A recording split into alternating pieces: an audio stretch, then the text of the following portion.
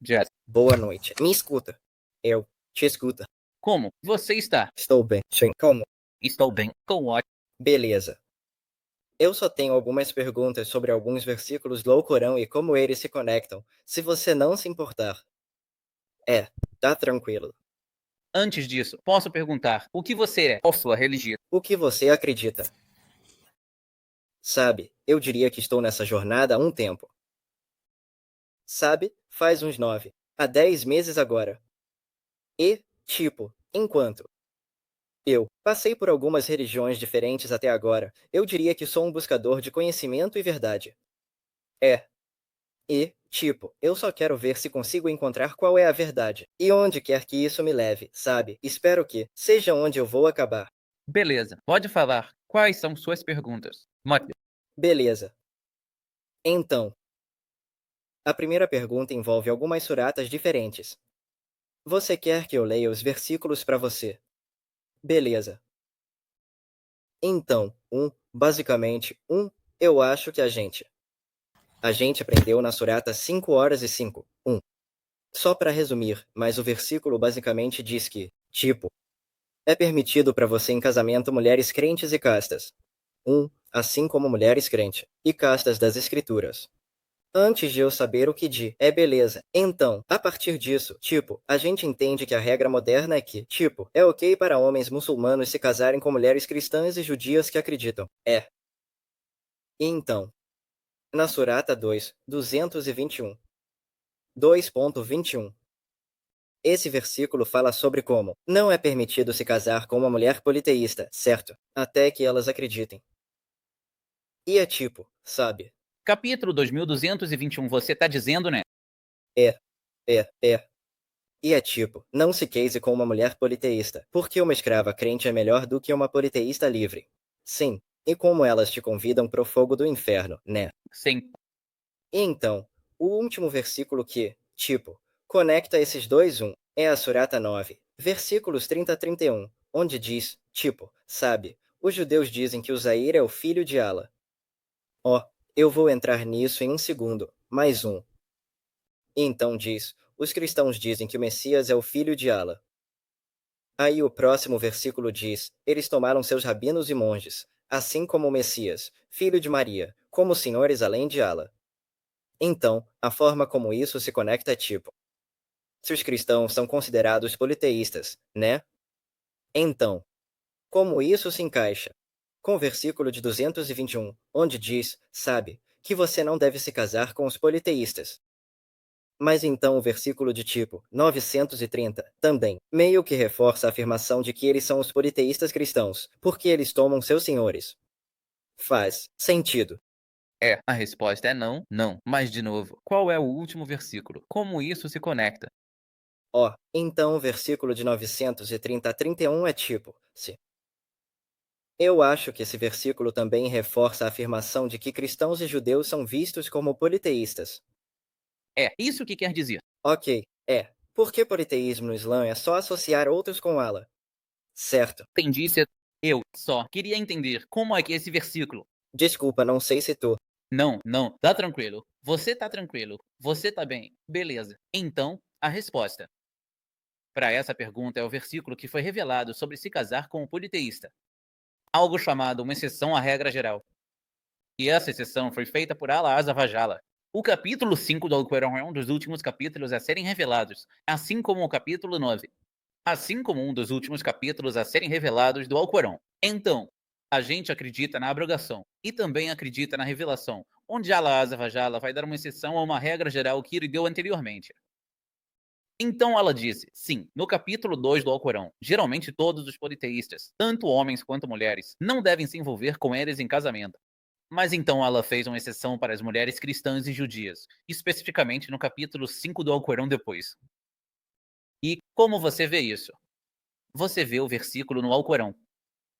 Diz, então hoje foi permitido para você, o que significa que isso mostra o que não era permitido antes.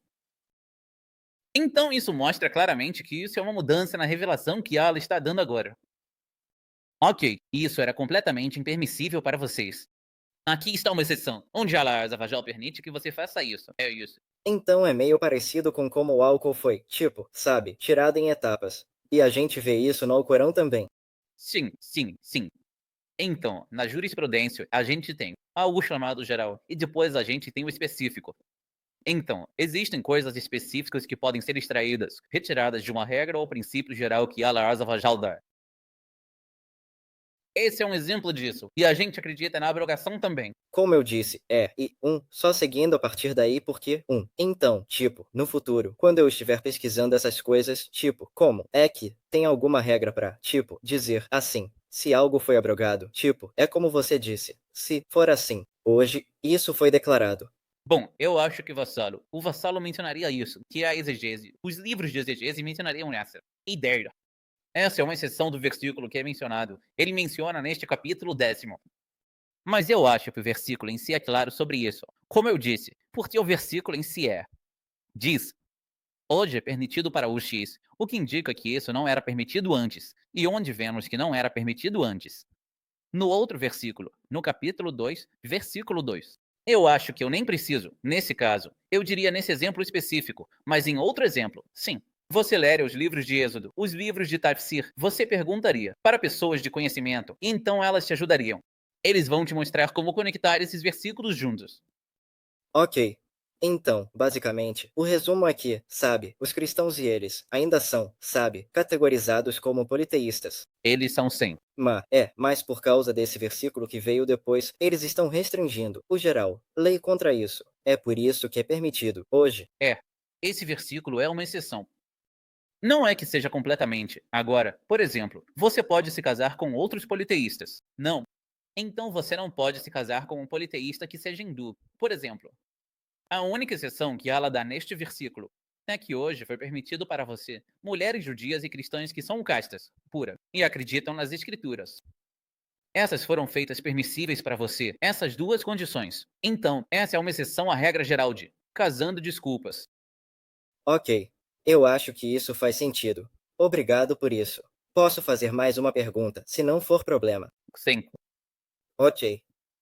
Então, esse aqui é só sobre, tipo, predestinação. No Islã, né?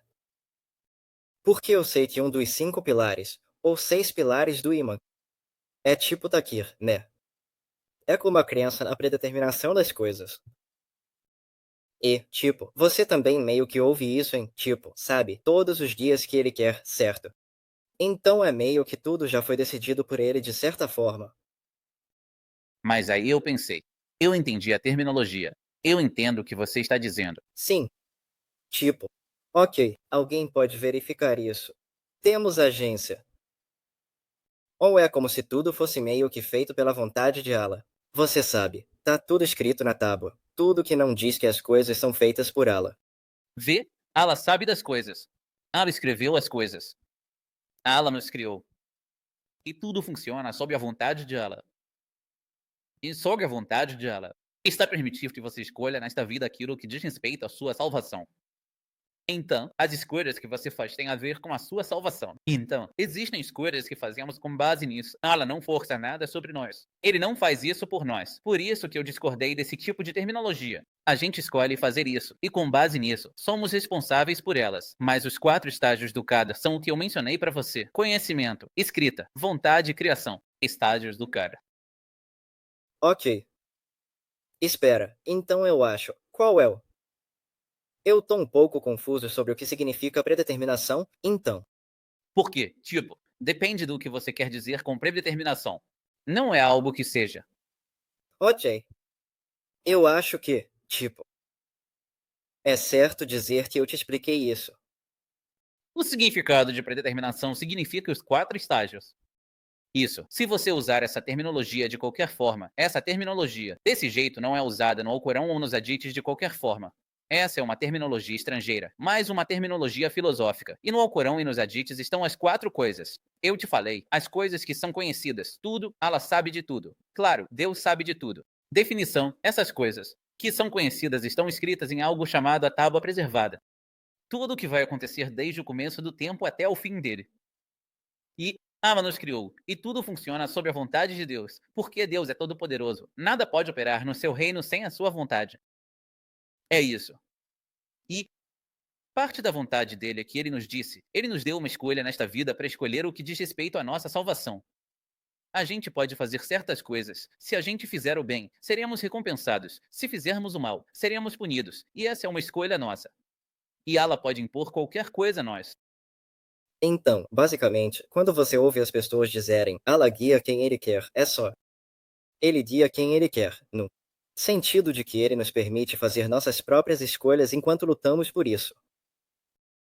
E permite orientação para nós e talvez coloca coisas no nosso caminho, na nossa trajetória, para que a gente possa ver a verdade. Então a gente pode escolher seguir isso ou não. Essas coisas específicas, sim. Mas não é como se ele tivesse ditado, tipo, você vai fazer isso amanhã, e isso vai ser isso e aquilo. Bom, se Allah disse que você vai se tornar, significa que ele te força. Se tornar ou fazer coisas específicas nesta vida seria sem sentido. Quer dizer, como isso pode ser um teste, quando você não tem escolha sobre o que vai fazer e por quê? Como Allah poderia te mandar fazer o bem, evitar o mal, não escolher isso, escolher aquilo, não seguir as dicas falsas? Se Allah está te dizendo essas coisas, então, significa que você tem a escolha de evitar essas coisas específicas. Ok, eu acho que isso faz mais sentido para isso também. Beleza, então tô tranquilo. Com isso também. Obrigado. E aí eu tenho. Mai, uma grande pergunta. Quero saber se tá tudo bem, também. Beleza. Esse aqui é sobre a Surata 2, verso 254, onde diz, tipo, ó, crentes, tomem do que nós fornecemos para vocês. Antes da chegada de um dia em que não haverá negociação, amizade ou intercessão, certo? Então, tipo, com esse, você meio que pega a ideia de que não há intercessão por ninguém mais. No dia do julgamento, tudo tá entre você e ela, certo? Mas aí o verso ou Surata 20, verso 109 diz que naquele dia, nenhuma intercessão será de qualquer benefício, exceto por aqueles a quem foi concedida permissão pelo mais compassivo, cujas palavras são agradáveis a ele. Então, nessa ideia, sim, é a mesma. Ideia da pergunta do capítulo 5 é: sim, tem uma regra geral, um princípio geral, onde Allah diz que não há intercessão para o descrente específico. Agora, a intercessão só acontece com três condições. Essencialmente, onde Allah está satisfeito com a pessoa que está fazendo a intercessão e com a pessoa para quem ele está fazendo a intercessão, com a permissão de Allah. Essas são três coisas.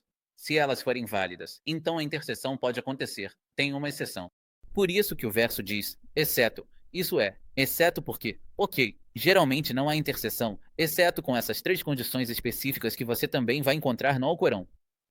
Versos. Destacando isso e mencionando a permissão de Allah versus destacar que Allah está satisfeito com a pessoa que está fazendo a intercessão, etc. Então, com essas condições em vigor, você pode fazer a intercessão. Mas, de modo geral, não há intercessão. E isso também, aquele verso que você está se referindo, também está refutando os descrentes porque eles acreditam que vão ter intercessão com os ídolos. E é por isso que Allah está dizendo a eles: esses ídolos que você costumava adorar, ou os humanos, ou as pessoas a quem você costumava rezar, ou seja lá o que você costumava rezar, fora Allah, isso não vai te beneficiar. Você não pode usá-las. Você não pode usá-las como uma intercessão para ser salvo no dia do julgamento. Então, tema Allah e obedeça. Essencialmente, é isso que o verso está dizendo. Tema aquele dia que vai chegar. Certo. Então, basicamente, a primeira é uma regra geral para todo mundo que você não vai receber nenhuma intercessão. Mas então a segunda é tipo, exceto se, sei lá, Allah te der permissão.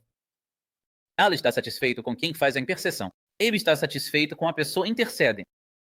Certo. E é tipo, assim. Essencialmente, isso poderia ser tipo qualquer um no dia do julgamento. Tipo, não qualquer um, mas tipo um justo. Apenas os crentes.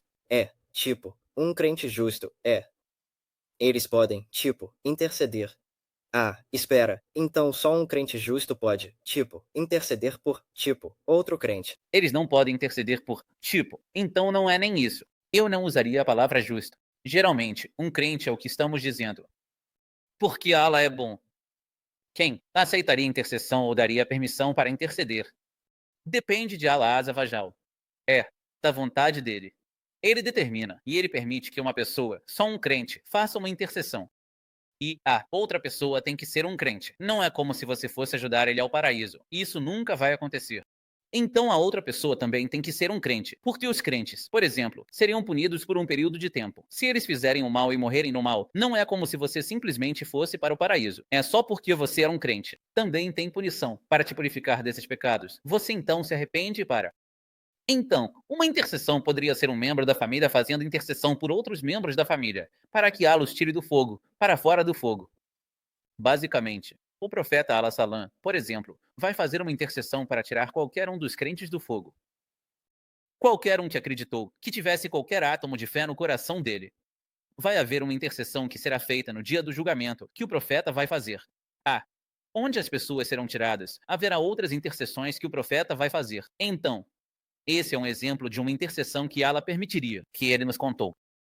Mas e também Allah nos falou sobre, por exemplo, uma pessoa que morre como mártir. Ele pode fazer intercessão, basicamente, né? Ele poderia fazer intercessão por alguns membros da família. Então, há exceções a essa regra que nos contaram. Certo. E tudo isso está descrito no Alcorão ou nos Hadiths, né? Sim, sim. Certo. Isso é bom saber também. Mas isso me fez pensar em mais uma coisa também, que é tipo, desculpa, eu peguei demais. Não, não, não. Tá tranquilo, tá tranquilo. Mas em termos de tipo, como, eu acho, tipo, pecado. E boas ações e tudo isso, tipo, eu acho. A gente sabe disso. Tipo, Allah é, tipo, o mais perdoador, o mais misericordioso e tudo isso, né? E eu acho que tem um versículo também que fala sobre como, tipo, para cada boa ação que você faz, tipo, multiplica isso por muito, né? Ele tenta, tipo, não querer que você vá pro castigo, ele tenta fazer o melhor dele para tudo isso, né? Eu não usaria essa terminologia, mas não é que Deus tenta fazer o melhor dele, é mais uma coisa humana, assim. Sim, toda vez que eu digo eu não usaria isso, mas sim eu entendo. Porque Deus quer. Porque a gente é bem específico sobre a terminologia. Você fala sobre Deus, tipo, se alguém fala sobre mim, eu geralmente fico ofendido se alguém me representa mal. O Criador do universo, tipo, a gente é bem. Claro sobre as palavras que usamos sobre ele. Mas eu entendo o que você está dizendo. Você está dizendo que Allah. A intenção dele não é punir tudo isso. Se você acredita e é grato, o que Allah faria com seu castigo? Allah não está tentando punir seu povo, essencialmente. E ele é misericordioso, sim, e ele. É por isso que ele te dá boas recompensas. Se você fizer, ele aumenta e multiplica. Eu entendo o que você está dizendo. Sim. E a partir daí, eu sinto que pelo menos no Alcorão, você tem tipo essa imagem, que é assim. Ele realmente é, tipo, o mais misericordioso, o mais perdoador. É. Mas então, em contraste com alguns hadith, tipo, talvez eu esteja interpretando um pouco errado. Mas tem algumas coisas que são assim. Acho que já ouvi isso. É como se qualquer um que tivesse, tipo, álcool dentro dele não pudesse provar esses rios ou algo assim, né? Ou tipo, você sabe, parece que é mais severo. Isso, tipo, você sabe, se você invadir esse território, então, você sabe, é meio que isso, né? Então talvez eu esteja, tipo, perdendo alguma coisa aí ou não. Você sabe o que eu quero dizer. É. Só porque Allah Asa amoroso ou misericordioso, não significa que ele não seja justo. Ele também é justo. Ele não vai fazer igual. Uma pessoa que não bebeu a vida toda, por exemplo, com alguém que bebeu. Além disso, o arrependimento está aí. E o arrependimento e o perdão antes de você morrer, isso também é algo que está presente e aberto. É uma porta que ela mantém aberta. Vamos supor que alguém não se arrependa e faça isso, e morra assim. É o julgamento e a justiça de Allah dizer que, ok, você não pode ser igual à pessoa que fez isso. Essa pessoa se segurou. Ele obedeceu ao meu comando e lutou. Mas ainda assim obedeceu. Você não obedeceu. E você satisfez seus desejos e fez o que queria fazer. Como Allah pode torná-los iguais? Então, misericordioso tem que estar alinhado com a justiça. Allah não é apenas um atributo em que ele é, tipo, o mais amoroso ou o mais misericordioso. Ao mesmo tempo, ele é o mais justo. Ao mesmo tempo, ele pune as pessoas pelo mal que elas fazem. É um equilíbrio que temos como muçulmanos. Então, basicamente, existem meio que níveis no paraíso dependendo das suas ações também. É só uma entrada geral. Ok. Tem níveis no paraíso. Nem todo mundo está no mesmo nível. A ideia de pessoas que fizeram mais, fizeram menos. Assim como o fogo do inferno tem. Notas abaixo, ou qualquer termo que você queira usar, tipo, é a mesma coisa. Não e não. Nem todas as pessoas eram igualmente mais. Então a punição também não é igual para as pessoas. Essas pessoas serão punidas como outras. Certo. Isso é algo interessante para se pensar também. Então, eu só queria te perguntar algumas coisas para esclarecer sobre aqueles versículos que eu estava pensando. E, eu acho que você esclareceu bem essa parte da abrogação, então você disse que eu posso encontrar mais sobre isso só em Tafsirs. Geralmente, se você encontrar um versículo, pode ser que você encontre, ou até mesmo livros escritos sobre isso, mas os que eu conheço estão em árabe, para ser justo. Então é por isso que eu digo, sempre pergunte a uma pessoa de conhecimento, ou faça uma pesquisa sobre isso, talvez. Tafsir é um bom ponto de partida, com certeza. Por quê? Provavelmente, isso mencionaria. Se você ler vários tafsirs diferentes e etc., isso vai te dar meio que uma explicação. Juntando os versículos, isso é geralmente um bom ponto de partida. Mas se você não souber, então você pode sempre perguntar a uma pessoa que é conhecedora ou uma pessoa de conhecimento, e elas sempre vão te direcionar. Mas minha pergunta, para você agora, se eu puder te fazer uma pergunta o que está te impedindo de ser muçulmano? Então, se parece que você está fazendo uma pesquisa bem profunda, sabe? Por que isso é bom? Fazendo boas perguntas. Então, por que é que esse ponto de parada está te impedindo de ser incrível? Eu sinto que é para responder. Isso é obviamente escolher uma fé é uma coisa bem importante, né? E é para dar um pouco de contexto sobre mim. Eu meio que andei por aí um pouco. Eu fui criada em uma família católica, certo? Então, eu sou de raça mista. Então, minha mãe é chinesa, de Singapura, e ela trouxe o budismo para a família. Então, uma vez que eu me afastei do catolicismo, eu tentei estudar budismo. Então, você sabe, isso meio que desmoronou também. E agora eu meio que estou na situação em que, se eu vou me comprometer com uma fé, se eu vou dizer a charrada, eu quero, realmente acreditar em cada palavra que eu tô dizendo. É como se eu não tivesse dúvidas, certo? Então, tá bom. Quer dizer, em termos da minha pesquisa sobre o Islã, eu só quero ter certeza de que, todas as minhas bases estão cobertas. Então, você sabe, quando esse dia chegar, quando eu fizer a charrada, é como se eu estivesse, no caminho certo. E é você sabe, nada pode realmente me desviar. Porque eu diria que, meu fundamento agora tá meio instável. Só de palavras e sussurros de outras pessoas e essas coisas e tal. Mas, toda vez que eu tive uma pergunta sobre o Islã, a resposta é bem clara. E tudo isso, parece que tudo certo agora. Eu não quero me precipitar rápido. Parece que tudo certo agora. Mas é só que eu não quero me precipitar muito rápido. E então, eu fico abalado. E desisto. Mas há um ponto onde você diz: ok, aqui tenho certeza, pois pode ser uma jornada sem fim. Há um ponto em que você diz, ok, certeza, pessoas se perdem no caminho. É aqui que eu tenho certeza, porque pode ser uma jornada sem fim, embora as pessoas, acabem caindo na dela também. Sério, é tipo entrar em um loop de fazer perguntas, porque você pode perguntar para sempre, com certeza. Não é como se houvesse um ponto final para as perguntas, né? Eu faço perguntas o tempo todo, as pessoas fazem perguntas o tempo todo, então sempre tem perguntas. Nunca tem um ponto final para isso. Então, tem que ter um ponto em que, ok, é isso, né? Ok, é aqui onde? É aqui que eu tô pronto. Isso. Essa é a única coisa que eu diria. Beleza. Jack, você tem mais alguma pergunta? Estou tranquilo. Muito obrigado, sua ajuda. Beleza. Volte outra hora também. Tchau, tchau. Beleza. Obrigado, irmão.